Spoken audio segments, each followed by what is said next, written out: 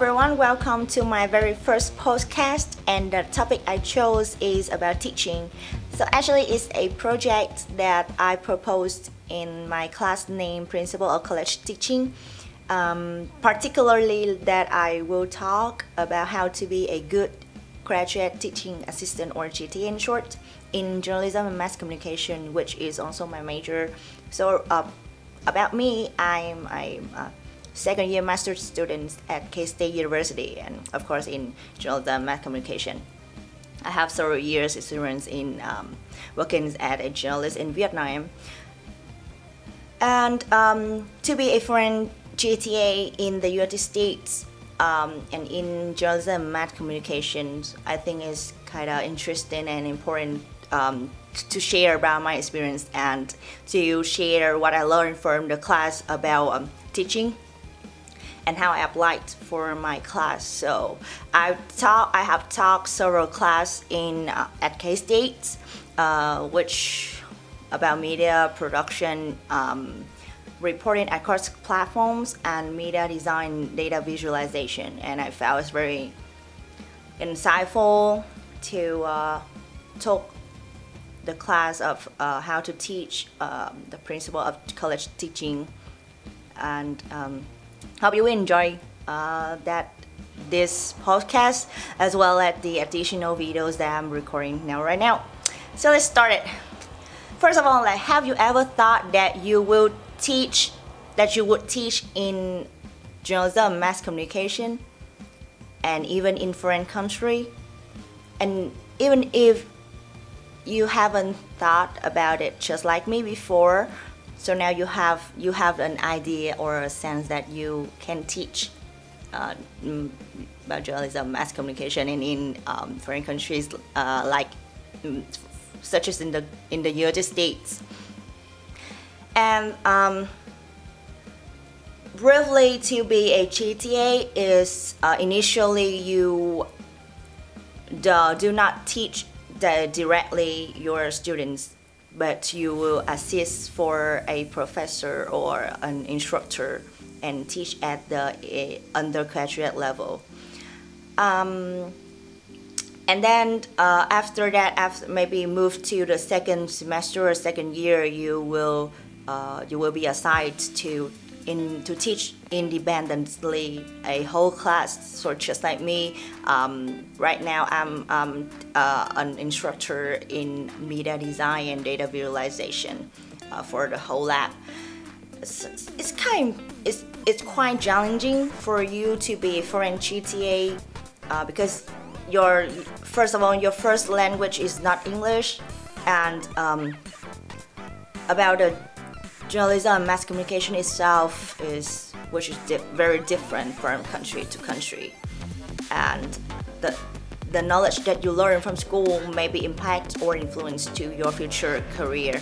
So I find it both interesting but also challenging to be a GTA in journalism and mass communication here in the US. But I'm very appreciate what I learned from the class principles of college teaching. There's two things. First of all, that as a teacher we have to strive and aim for your students' success. You do not teach because you want to impress the students about your experience or your knowledge, but you try to teach them what they can apply for their future career. That's kind of my teaching philosophy when I teach here. I always talk with my students that I hope that at least you learn one new thing in my class and can apply it to your assignment, your internship, or your journalistic products. And the second thing that teachers are not born to be. Teachers is about practice. And as I think is my teaching philosophy.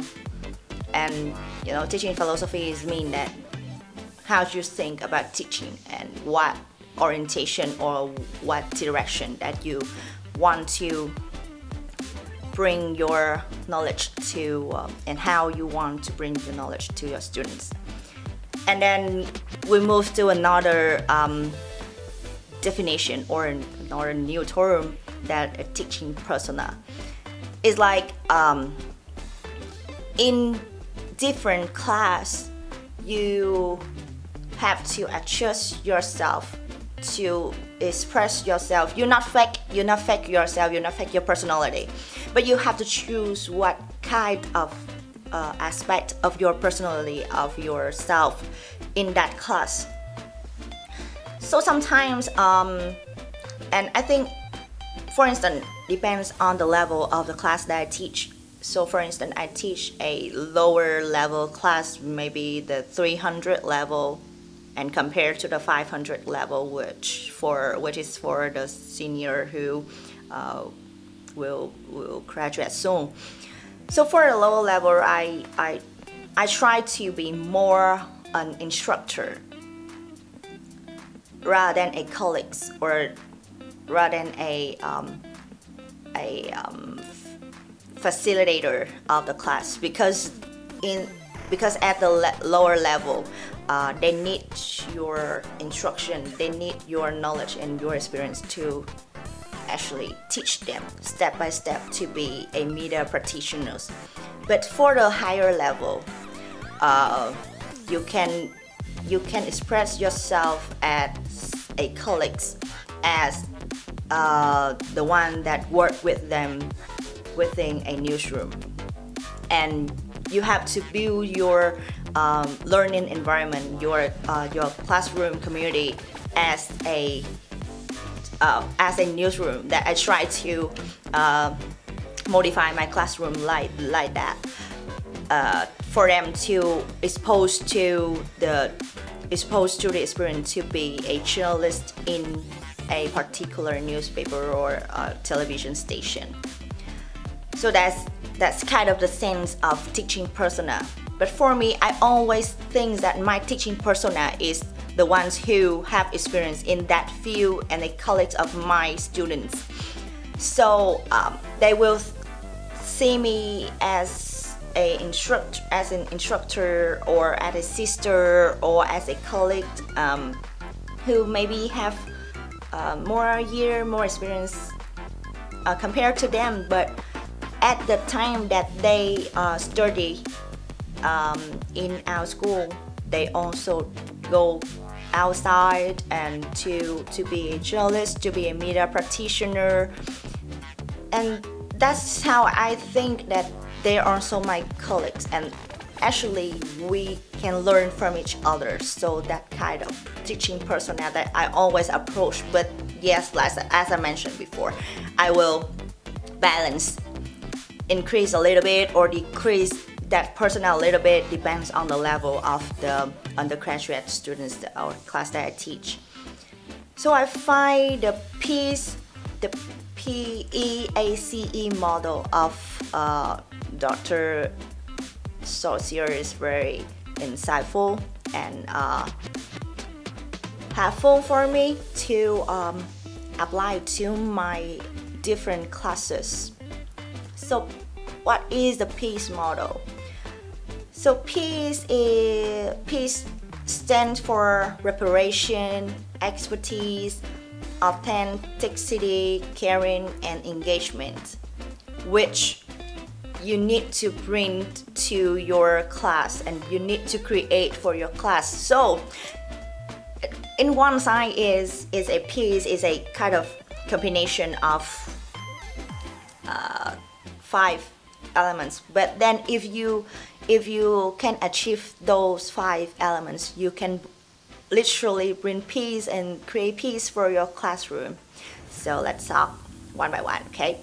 So for the reparation is you have to be prepared before you walk into your class. You have to know that what you are going to teach, and during that kind of teaching process, you have to know that what kind of content that you are delivering, and whether it's first, whether it's necessary for a student to learn, whether it's the correct information, and whether you are fully prepared to provide that kind of information. And if you're not prepared to teach, so do you think that your student should be prepared to learn? The second thing is to be an expert in your class. Of course, because you are the teacher, you are the leader, the facilitator in your classroom. So we always talk that we have to create a learning environment that two-way communication. Teacher teach, teachers say, teachers share, and students will respond, and together we create a learning environment. But then you have to be an expert. You have to be a leader to facilitate your what kind of content that you want to provide. And the third one is to be authentic. Is relates to the teaching personnel that I was first introduced you about that kind of term. So yeah, it's not about the fake or the false presentations of yourself in the class, but you have to choose what aspect of your personality that you want to express in your class, in each of the class. By being authentic, by being yourself, you feel comfortable to teach and to engage, to connect with your students, and that approach, you know, that is accurately to use to apply. And the fourth thing is caring.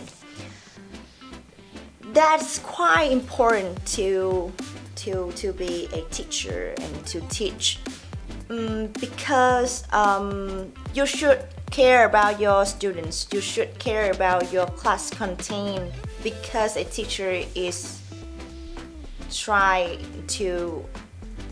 trying or aiming to student success, and by caring them, by caring what you going to teach, is a part of that kind of contribute to student success. I always try to show them that I care, and not by my speaking, but also my actions. So for the lab, after I instruct them step by step to complete the assignment, I will come to the place and to sit with them to see what they are struggling with, or how's they doing. Is it correct, or if there's any issues, and if they have other questions, they can set up a Zoom meeting with me. And for the last one is the engagement. It's quite similar to caring, but it's about the engage, to be engaged in class, to create a community, to create a learning environment which connects students, teacher to students, and students to the assignments that they doing. The course materials is very important, and it has to be relevant to their future career. Because if they are choose the class media production, you have to teach them how to produce media or produce journalistic products, and your course material have to relevant to them, have to relevant to what the coach says is going to teach, or for the engagement of your students and you. Like you have to, not have to, but you should, or if appropriately, create some class activities, or ask questions. Ask questions is not asking questions to check students' still like student, whether they remember the class materials on, let's say, previous week, but it's about to check that whether they have attention, whether they focus on the class, or whether they understand what you are talking about. And it's some kind of like you show that you care about them. So when I do the observation in a class, and a teacher, the professor, when he was talking about something like a new term or a new knowledge, he would ask students to do some kind of waving the hands. I forgot what kind of that's name. It's like when you do that, you show that you have little knowledge about that things. And when you do that, you yeah, I know about that thing. So by these activities, the teacher will know that his students doesn't have knowledge about the thing that he is going to say. So he will have the explicit explanation about that thing before going further or provide more information.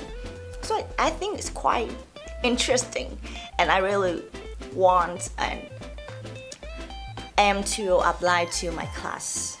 I won't say I'm a good GTA, a good foreign GTA in journalism and mass communication, but I'm trying to be the one. And hope you find this podcast insightful or maybe interesting. And if you have any questions, just comment below the videos or email me and let me know. Thank you so much.